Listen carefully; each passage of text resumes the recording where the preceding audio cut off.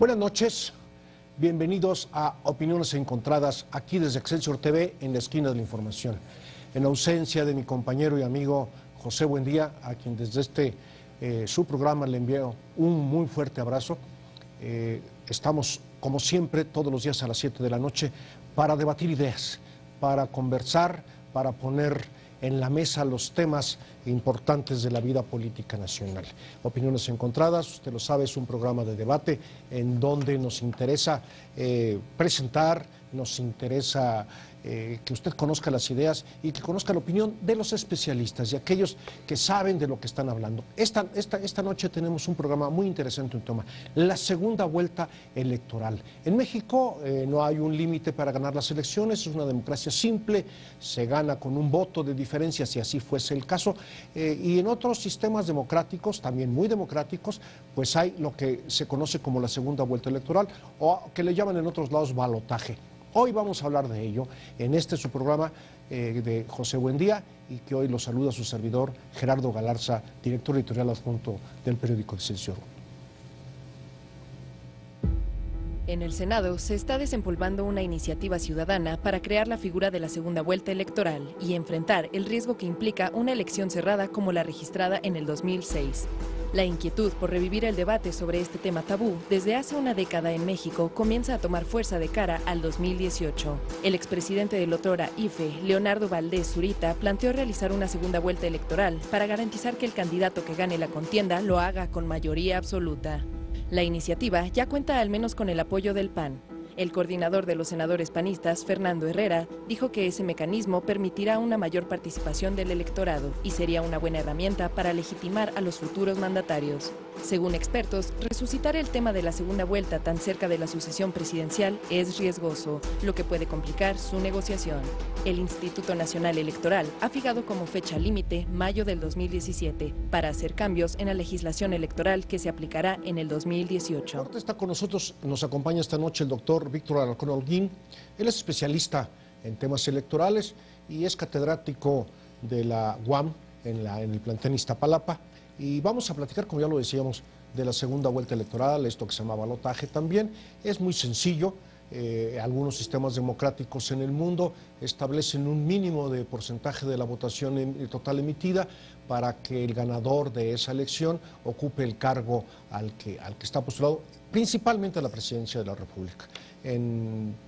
Pues vamos a platicar de todo eso. En América Latina por lo menos hay una decena de países que tienen este sistema. Rápidamente los revisamos, sobre todo para presidentes de la República: Argentina, Bolivia, Brasil, Chile, Colombia, Costa Rica, Ecuador, El Salvador, Guatemala, Perú, Dominicana, Uruguay. Tienen este sistema de segunda vuelta. Sus legislaciones son diferentes, por supuesto. En algunos casos los porcentajes de la votación varían, pero en general siempre se quiere que en este caso el presidente de la República gane la votación con el 51% de la emisión de votos durante la jornada electoral. No solamente en América Latina, en muchos países europeos también ocurre esta segunda vuelta. En México es una novedad, aunque no es tan novedosa. En San Luis Potosí, ya hablaremos también en el programa, en los años 1997 y en el año 2000 hubo elecciones municipales con segunda vuelta. Va a ser parte del programa. Doctor Alarcón, bienvenido, y estamos en esto.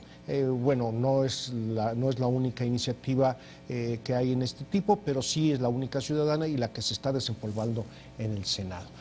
¿En qué consistiría, además de lo que he dicho, y por qué sería necesaria una segunda vuelta, o si no sería necesaria, electoral para las elecciones presidenciales del 2018? Bueno, ante todo, muchas gracias, Gerardo, y desde luego es un gusto nuevamente estar aquí en Opiniones Encontradas.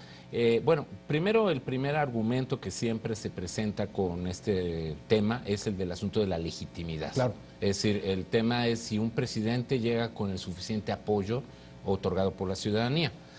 Como tú bien lo señalabas, las características tradicionales es que en la primera vuelta, si alguien obtiene evidentemente de suyo el 51%, pues ya no hay que ir a la segunda. Pero lo que sí ha pasado en los últimos años, y la variedad, como tú bien lo señalabas en tu introducción, es que ahora para la segunda vuelta, o incluso para la primera, digamos, para la primera sobre todo, se está manejando márgenes de 40 o 45%. Y ya en todo caso los porcentajes entre primero y segundo lugar para evitar ir a la segunda, digamos, los márgenes de distancia entre el primero y el segundo candidato deben tener al menos 10%, y en algunos lo estrechan un poquito más, hasta 5%, pero en términos generales sí tiene que haber por lo menos un porcentaje sobresaliente, considerando también que ya los electorados es muy difícil en una democracia contemporánea juntar, digamos, mayorías de estos números de 40, 45%, que entonces ya incluso ese número ya se considera bastante representativo.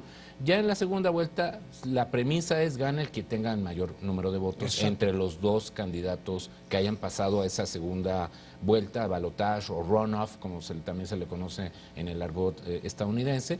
Y a partir de ahí, entonces, el argumento de la legitimidad, digamos, y como tú bien señalabas ahorita en tu introducción, la única experiencia reciente que hemos tenido fue ese proceso de segunda vuelta para escoger, digamos, alcaldías, diputados locales en San Luis Potosí, que no tuvo tanta convocatoria porque precisamente el tema de la segunda vuelta depende de la preeminencia o de la importancia del puesto que está en juego, como en este caso si se hiciera un ejecutivo. Normalmente las segundas vueltas por eso no se toman para los diputados o para los alcaldes por lo general, porque digamos, normalmente más bien eso sería un poco más de prioridad del elector, de darle la importancia a ese puesto. Por lo general en México ahora, como hemos tenido una fragmentación muy significativa del voto, del año 2015 ahora el mayor partido político apenas rebasó el 30% del voto, y entonces bajo esa situación, un escenario como el del 2018 vuelve a desempolvar un tema que, pues, el tema de la segunda vuelta ha estado presente en todas las agendas de reforma del Estado que han estado presentes desde, pues, yo diría, desde el sexenio del presidente Ernesto Zedillo. Es decir, Fox también la introdujo, también la trató de discutir Calderón. Entonces, de alguna manera es un tema de los que ha quedado pendiente, pero que ciertamente yo veo un poco difícil que se implemente, independientemente que desde luego la iniciativa ciudadana, que me parece muy loable que se esté recuperando para pretender realizarla. Desde luego ahorita el asunto es que esta iniciativa ciudadana hay que tomarla en cuenta bajo la premisa de que ojalá que pudiera llegar, en todo caso si se llegara a aprobar, en el tiempo suficiente para que después se pueda implementar en la LEGIPE, es decir, en la ley secundaria, para que se pueda implementar. Es decir, no bastaría con una reforma constitucional. No, porque hay que recordar que la legislación electoral para que esté vigente antes de octubre. Tiene que estar antes de octubre del 2017. Un año entonces, un año antes para que esté vigente y para que pueda tomarse en cuenta. Legitimidad. El sistema democrático mexicano no impone un número de votos necesario, de porcentaje de votos para obtener en este caso la presidencia de la República. Sin embargo, todos lo sabemos, tú lo has tocado, doctor, en las últimas 3 elecciones, o más recientes elecciones presidenciales, los candidatos ganadores y perdedores se han movido en márgenes entre los 30, 20 y 30%. Porque nadie llegó al 40% de la votación. Y pese a ese sistema, son los presidentes, los ganadores son los presidentes de todos los mexicanos, y hay quien considera que no todos votamos por ellos.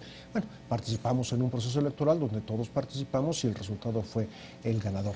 Una pregunta, además de la legitimidad. En los sistemas parlamentarios, lo estamos viendo en España, no se les llama segundas vueltas, pero finalmente se convoca a nuevas elecciones hasta obtener no porcentajes, sino por lo menos números de escaños en las cortes, como se les llama. Para poder tener el voto de confianza. El voto de confianza. Así es. Esto es más democrático, un sistema que dice el que gane con un voto más, el triunfador de un voto más, ¿es más legítimo, o el que tenga que obtener un determinado número de votos? Bueno, yo diría que, tomando en cuenta que son dos realidades, el sistema parlamentario y el sistema presidencial, digamos, en el sistema parlamentario es muy claro que incluso puede que, como ha sido el caso de España, una prerrogativa del rey Felipe VI, o lo marca la Constitución española, no necesariamente el que tiene más votos, sino el que estime el rey que pueda formar la coalición de gobierno, en caso de una situación de indefinición. Entonces, el monarca tiene esa prerrogativa. Es decir, por lógica diría, bueno, pues el que tiene más votos, puedo intentar formar gobierno. Pero ya lo vimos, Mariano Rajoy desistió, pasó de largo y entonces el presidente, el rey le pide precisamente a la segunda fuerza política tratar de ver en la primera ronda que fracasa y pues no se obtiene nada. En esta segunda ronda Rajoy, digamos un poco más empoderado por los números que le dio esta segunda convocatoria de elecciones, pues sí adopta o intenta adoptar el proceso de formación de gobierno, que también ahora fracasa, y ahora todo indica que iremos a un tercer proceso electoral indefectiblemente, y más ahora con la ruptura interna que ha tenido el PSOE, ¿no? Con esta ruptura de la dirección interna de este partido. Ahora, entonces eso obliga necesariamente a que el juego ahora tendrá que entrar en otras lógicas. En el caso de los presidencialismos como México, yo diría que ciertamente ahorita en el imaginario colectivo, creo que sí nos importa más el número. Claro. Es decir, que sí tiene que venir de un proceso donde todavía también tenemos otro problema que vale sumar a esta situación de la votación decreciente, el abstencionismo. Por supuesto. Y entonces nuestros presidentes, en realidad, ese 30% se convierte en un 15%, en un 20% efectivos. Entonces, en realidad estamos hablando de que en una situación como la del 2018, que lamentablemente podría parecer o prometer una reedición, un rematch entre dos fuerzas muy polarizadas, ¿no? Entre Morena y el PAN o Morena y algún otro partido, donde finalmente, conforme se vayan dando las cosas, pues ciertamente una segunda vuelta electoral podría ser un elemento de estabilización, de reordenamiento de fuerzas, que también ese es otro de los argumentos que siempre se ha dicho promisoriamente. La segunda vuelta permite reordenar fuerzas, permite reagrupamientos, permite pactos políticos que evidentemente también tendrían que estar a la luz de la opinión pública, de la ciudadanía, y que además, en lo personal, yo diría que se podría complementar muy adecuadamente con el otro instrumento que ya tenemos a nuestra disposición, que es el gobierno de coalición. Entonces, bajo esa premisa, con un presidente que aun cuando tuviera, pero que además pudiera provenir de una segunda vuelta, que a lo mejor le incrementa un número importante de votos, quizá que pudiera ser electo, pues sí, con 40, 50% de una votación del padrón o del listado nominal total del país, entonces ya nos estaríamos acercando a un proceso que nos permitiría empezar a revertir esta dinámica que hemos tenido desde el año 97, que no solamente es para la gobernabilidad del Congreso, sino incluso para la propia construcción de cambiar la noción que hemos tenido hasta ahora del gobierno dividido. Y entonces bajo esa idea de que si bien no llegamos al gobierno unificado, porque además también tenemos la restricción constitucional del 60-40, ningún partido político puede tener más del 60% de los escaños en la Cámara de Diputados para promover por sí solo cambios en la Constitución, pues sí por lo menos ese 60-40 que sí facilita o obliga al partido que pudiera acercarse lo más a ese número a formar coalición con el partido opositor que tuviera el 40 o los partidos opositores para llegar a algo así. Creo que es una pieza que puede ser muy importante para completar un rompecabezas en el rediseño institucional de nuestro sistema político. Vemos el asunto, San Luis, pero yo sí quisiera entrar un poquito antes. En México estábamos acostumbrados, los muy jóvenes no, pero nosotros sí lo vivimos, en aquel sistema de partido único hegemónico, que le llamaban sistema político mixto con partido dominante, una cosa así. Dominante mayoritario. Componente mayoritario. Bueno, mixto con dominante mayoritario. Cosas así que solamente ustedes los politólogos entienden. Pero veamos elecciones, el presidente José López Portillo fue electo algo así como con el 98% de la votación, fue candidato único, no hubo ningún opositor, y él hizo crisis en el 88, ya muchos lo recordarán, en la elección de Carlos Salinas de Gortari como presidente, en la que, yo voy a recordar la anécdota, en el entonces Colegio Electoral de la Cámara de Diputados hubo una gran discusión sobre cuánto era el porcentaje de la votación, si no recuerdo exactamente si el 50.3 o 50.12. Y entonces todo el mundo quería subirlo al 51% en aras de la legitimidad. Exacto. Pero evidentemente, bueno, pues había allí una mayoría porque los otros candidatos, por lo menos en los números oficiales, tenían una diferencia. Esto provocó muchos conflictos electorales en México. No en San Luis Potosí, porque San Luis Potosí, los electores de San Luis Potosí siempre han sido unos buenos ciudadanos que se quejan de los resultados electorales. Y en el 97 y en el 2000, por ahí después de los conflictos que hubo en el 91, en las elecciones que participó el doctor Salvador Nava y Fausto Zapata, y posteriormente otras elecciones, se decidió hacer una segunda vuelta electoral. En San Luis Potosí, solo para presidentes municipales, o sea, los alcaldes y diputaciones locales. Yo tengo los datos, las cifras de los alcaldes. En San Luis Potosí son 58 municipios Y en el 97, 23 municipios tuvieron elecciones de segunda vuelta. Con ciudades importantes como Ciudad Valles, como Río Verde, como Matehuala, que no son municipios pequeños, en los que participaron 9 partidos políticos, 8 con registro nacional y 1 con registro local, que era nada partido político. Ninguno participó en coalición, en alianza, porque la ley no lo permitía. Tenían que participar ellos mismos. Y de esos, el PRI, pues de todos esos procesos, de los 23 municipios, el PRI participó en los 23 municipios, ganó 14, de los cuales ya había ganado ganó 12 en ese momento, de los cuales retuvo 12, que ya los había obtenido en la primera vuelta, y reviró en otros 2. El PAN participó en 12, obtuvo 5 triunfos, 3 que originalmente los había ganado, de esos 3, 2 los retuvo y revirtió en 1. El PRD participó en 5 y participó luego en 2. El Gordon ganó 2, los 2 los había ganado y los 2 los retuvo. Igual el PT, que participó en 5 municipios con 1 y 1, y el PDM con 1 y 1. Y sí hubo un aumento en la votación. El PRI en la votación total obtuvo 41.12% en todos los municipios y la oposición obtuvo el 37.43%. Votaron curiosamente, contrario a lo que se creía, casi el 60% de los electores de esos municipios, el 58.96%, cuando en San Luis Potosí a veces había elecciones del 18%, es decir, del 72%. Lo mismo ocurrió con otros números, pero muy similares, en el 2000. Sin embargo, se abandonó el ejercicio. ¿Cuál es la causa o a qué lo atribuyes tú, doctor? Pues fundamentalmente uno de los temas, la polarización. Es decir, la intensificación con la que se da la competencia y quizá muchas veces la amenaza de violencia que sí viene incorporada cuando los ánimos están muy caldeados. Ahora, claro, recordemos que es una coyuntura todavía de transición, que todavía la posibilidad de brincarse las trancas y reclamo el refraude electoral y otro tipo de prácticas incluso no confiables de la autoridad electoral, pues marcaban la pauta. Hoy, sin duda alguna, puede haber clientelismo, puede haber compra de voto, puede haber coacción del voto. Eso, lamentablemente, no hemos modificado mucho de esas pautas, pero ciertamente las características del sistema, pues ahora nos darían, digamos, un poco de mayor margen de maniobra para suponer que dentro de una competencia más o menos ordenada, con pautas que ahora son más controladas por la autoridad electoral, por lo menos en el ámbito federal, pues una segunda vuelta para un caso como el del presidente de la República podría ser plausible gracias a estos elementos. Vamos a ir. Está de moda y se va a poner más de moda conforme pasen las semanas. Por la probabilidad de que en el Senado de la República se comience a discutir una iniciativa de ley, una iniciativa ciudadana que propone la realización de una segunda vuelta en el proceso electoral presidencial del 2018. ¿Qué es una segunda vuelta? Pues lo estábamos platicando con el doctor Víctor Alarcón Holguín, catedrático de la Universidad Autónoma Metropolitana en el plantel Iztapalapa, especialista en temas electorales.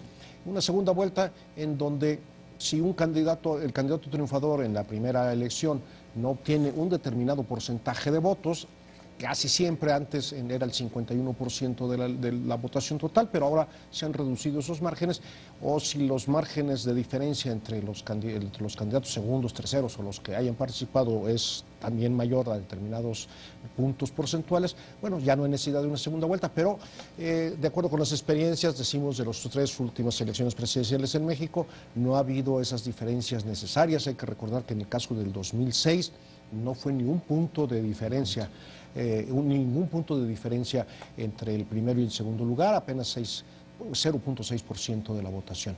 Esto es lo que estamos viendo. Tiene sus riesgos también la segunda vuelta y eso es lo que estamos platicando. La segunda vuelta en general se celebra en un mes, cuando mucho 6 semanas después de la elección. Tiene costos económicos, tiene costos políticos. El doctor Alarcón nos decía de la posibilidad de conflictos electorales o el mayor enfrentamiento, el mayor encarnizamiento de los conflictos. Y hablamos de la única experiencia que México ha tenido de segundas vueltas electorales, las elecciones municipales en San Luis Potosí del 1997 y del 2000. Curiosamente, yo he leído algunos análisis, me gusta mucho hablar de San Luis Potosí. Curiosamente, al haber esa segunda vuelta, cuando hubo esa iniciativa y se aprobó, los conflictos electorales en San Luis bajaron. como que la gente estaba esperando la segunda vuelta. Y para fortuna de los potosinos, para fortuna de la democracia mexicana, las protestas electorales no fueron muchas y tampoco hubo una probabilidad de violencia. Pero es un riesgo que tiene la segunda. Ahora, ¿cuál sería el mejor sistema de esto? La probabilidad de solo 2 candidatos en una segunda vuelta, con alianzas con los perdedores, con la suma de perdedores a una de las 2 candidaturas, o bien la posibilidad de que siguieran participando de la misma manera, que podría provocar un resultado electoral exactamente igual. Sí, no, bueno, evidentemente el efecto reductor, como le decimos los especialistas, a compactar la oferta de candidatos, pues eso es quizá el elemento central de la segunda vuelta, es decir, obligar al elector a decir, bueno, normalmente el elector, por eso digamos se logra marcar una diferencia entre la votación de Congreso y la votación de Ejecutivo, porque en la votación de Congreso permitimos que el elector pueda ir a las fuerzas políticas que mejor lo representan, con umbrales relativamente bajos, 2, 3%, 1%, pues ahí más o menos se logran acomodar las preferencias puras, por llamarlo así, las preferencias de primera instancia, que efectivamente por eso en esa primera vuelta ya logramos, digamos, tener una idea de cómo o de qué tipo de Congreso tendríamos, ¿no? Es decir, entonces esto ya permite que el elector por lo menos satisfaga la idea de que su preferencia original está siendo respetada. Pero ya para un gobierno de mayor responsabilidad, de mayor calado como el Ejecutivo, por eso sí sería necesario o es necesario buscar que precisamente se generen y se empiecen a fortalecer los contactos, los acuerdos, las alianzas que podrían derivar, como mencionábamos en el bloque anterior, tomando en cuenta ahora una característica que también incorporamos a nuestro sistema electoral y político, que es el gobierno de coalición. Entonces, con eso me parece a mí que una segunda vuelta, por eso decía, es un excelente complemento, porque permitiría entonces darle mayor justificación a una figura como la del gobierno de coalición, tomando en cuenta que las preferencias electorales no creo que se modifiquen, por lo menos en el campo de lo que tenemos en el contexto del Congreso, y en todo caso también ya estamos haciendo algo que normalmente ya hace el elector mexicano desde hace mucho tiempo, su voto dividido. Es decir, voy por un partido, por una oferta a la que pues sí me gusta para diputado, me gusta para alcalde, o sea, dejo ahí una opción, digamos, o posible. Quizá fortalezco a partidos minoritarios que yo creo que puedan tener una agenda progresista o más cercana a mis intereses, pero que todavía no tienen vocación de gobierno, capacidad de gobierno, y en cambio después invierto mi voto en una opción más creíble, más sólida, que si bien no resulta de la primera vuelta, de todos modos creo que puedo verla recompensada en la segunda. Entonces, en ese sentido, el aprendizaje que podemos tener con nuestros electores, como tú bien lo señalabas para el caso de San Luis Potosí, el votante aprende rápido. Es decir, el votante demuestra algo que nosotros también técnicamente llamamos sofisticación. Es decir, el individuo sabe aprovechar mejor su voto en cuanto a dónde ve que puede tener mejor éxito su resultado.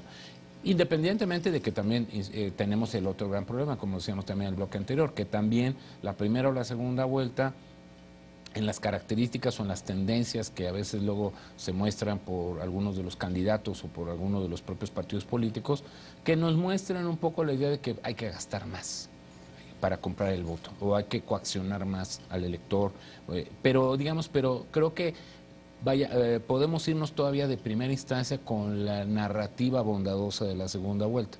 Y la segunda vuelta, entonces, insistiría, creo que podría ser ahorita una oportunidad muy interesante, muy importante, para poder corregir estas tendencias que no hemos tenido adecuadamente debido a la dispersión del voto, y sí tratar de forzar que, de alguna manera, poder construir una presidencia un poco más fuerte desde el punto de vista de su legitimidad, una representación de origen diverso y con números que pudieran salir de otra forma. Sí, por lo menos tenemos ese mecanismo de conexión que sería el gobierno de coalición, que le daría al presidente la idea de decir, bueno, yo tampoco tengo mayoría en el Congreso, no tengo una bancada que realmente me apoye de manera sustancial, bueno, pues tenemos que hacer política. Y tenemos que dialogar con los liderazgos de los partidos, tenemos que dialogar con los liderazgos parlamentarios, y de ahí entonces poder generar una fuente mucho más complementaria entre todas las fuentes que hoy tiene nuestro sistema, y de ahí sacar una mejor formulación del poder que tenemos que tener una democracia. Vamos a hablar del Congreso también y de esta manera de gobernar coaligadamente, pero quiero insistir en la segunda vuelta, en la probabilidad de tener una vuelta. Los mexicanos, tú estás hablando como analista, estás hablando lo que dicen los expertos, pero te voy a pedir que también, pues también hagamos un poco de opiniones personales, opiniones más bien surgidas de la experiencia propia. Y los mexicanos, yo creo que los mexicanos a veces estuvimos muy acostumbrados al corporativismo, sí, al clientelismo. No lo hemos abandonado. No lo hemos abandonado totalmente. ¿Qué hacemos? ¿Cómo le vamos a hacer? Si todavía lo vamos a mantener, ya hay ciudadanos, como tú dices, que tienen un voto más sofisticado, un voto más libre, lo hacemos, pero todavía existen, no solamente en el partido que fue dominante por muchos años en México, sino en los otros partidos han aprendido rápido.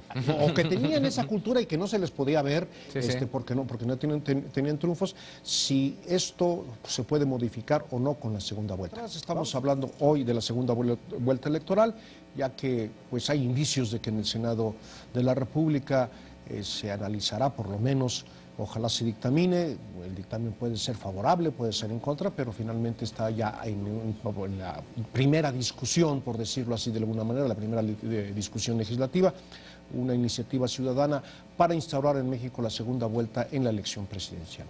Estamos con el doctor Víctor Alarcón Holguín.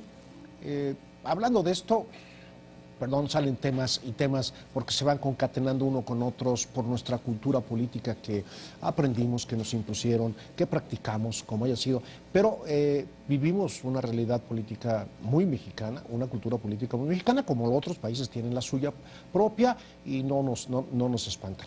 Decíamos antes del corte, y de eso prometimos hablar, del clientelismo, del corporativismo político, que pese a los avances en nuestra transición democrática ha llevado, pues todavía siguen. Y esto podría ser una tentación o una segunda vuelta electoral para, pues no la reaparición, porque no se han ido del todo, pero un resurgimiento mayor de prácticas clientelistas, de prácticas corporativas, de grandes centrales como las conocimos por sectores también, o grandes sectores.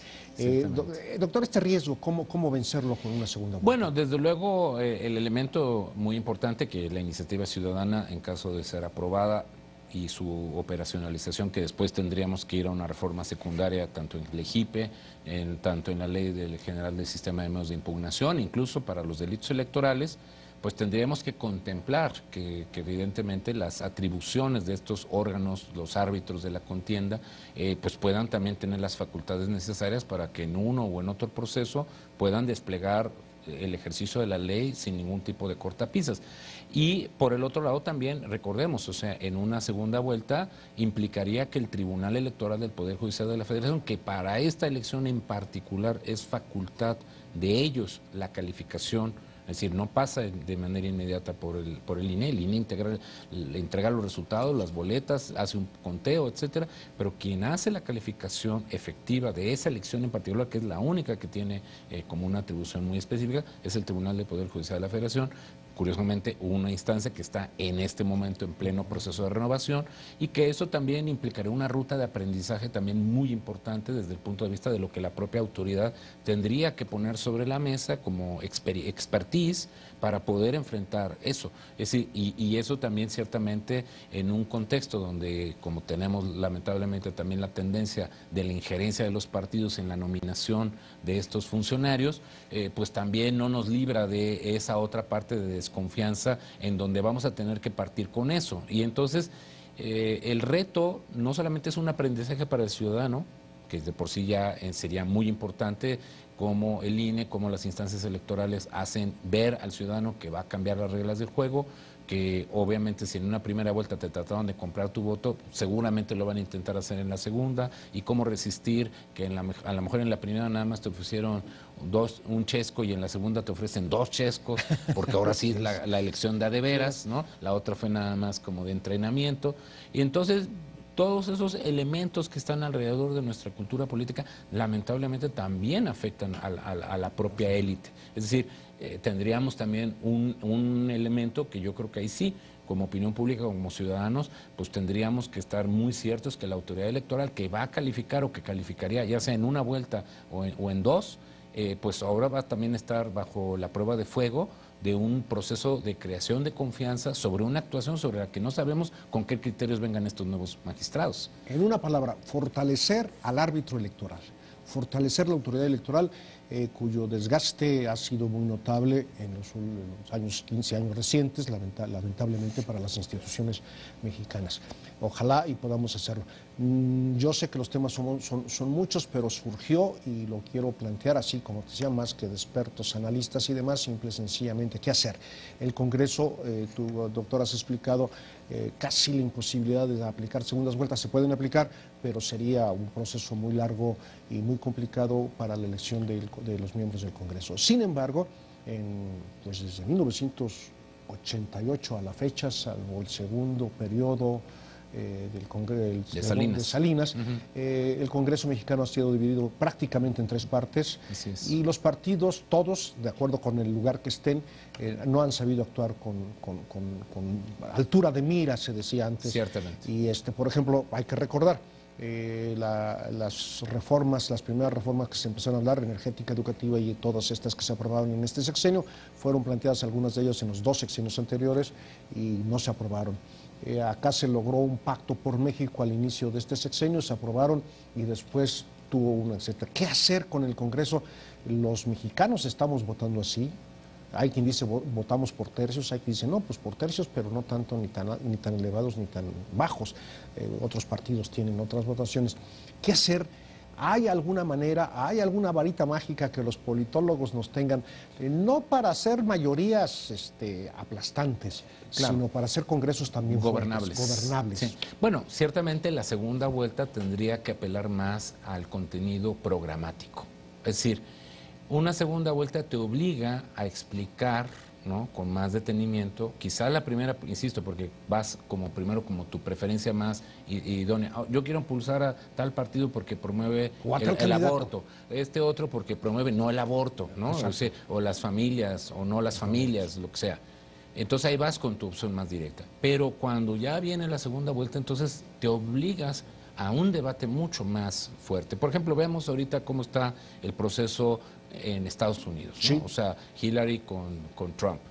De alguna manera, diríamos, el debate programático puede decir que Hillary ganó el debate, sí, pero en el conjunto de la población que tiene otro contexto de cultura, pues parece que fue refractario eso. Ese debate parece que ni existió. Exacto. Entonces, ese es un gran desafío para los partidos políticos que quieran confiar en una ciudadanía más educada, más sanluisina, como tú lo has mostrado, es decir, que no nada más vaya en número mayor, sino además vaya más convencida de que su voto importa. Es decir, provocar ese cambio, quitándonos precisamente muchas de nuestras ideologías clientelares, coactivas y muchos otros, pues precisamente ese es uno de los grandes desafíos de la democracia. Pero necesitamos crear los incentivos. Y entre esos incentivos importantes, la segunda vuelta podría ser uno de esos incentivos. Yo al menos lo vería de manera optimista, pero como toda medicina de patentes, también tiene sus contraindicaciones. Claro, y tiene que tener sus pruebas. Efectivamente, esto debe ser así y nos vamos a encontrar con muchas sorpresas en los próximos meses con estos temas en el que todo el mundo estamos o debíamos estar metidos, debíamos estar emocionados con ellos, saber que este es el camino que hemos escogido para México y que tenemos que mejorar nuestras instituciones, tenemos que mejorar nuestros sistemas democráticos y salir adelante por ello. Es una discusión que va a seguir. Nosotros ya la pusimos aquí en la mesa de opiniones encontradas. Yo le agradezco al doctor Víctor Alarcón Holguín que nos haya acompañado esta noche. Te invitamos a seguir cuestionando la información con los siguientes videos.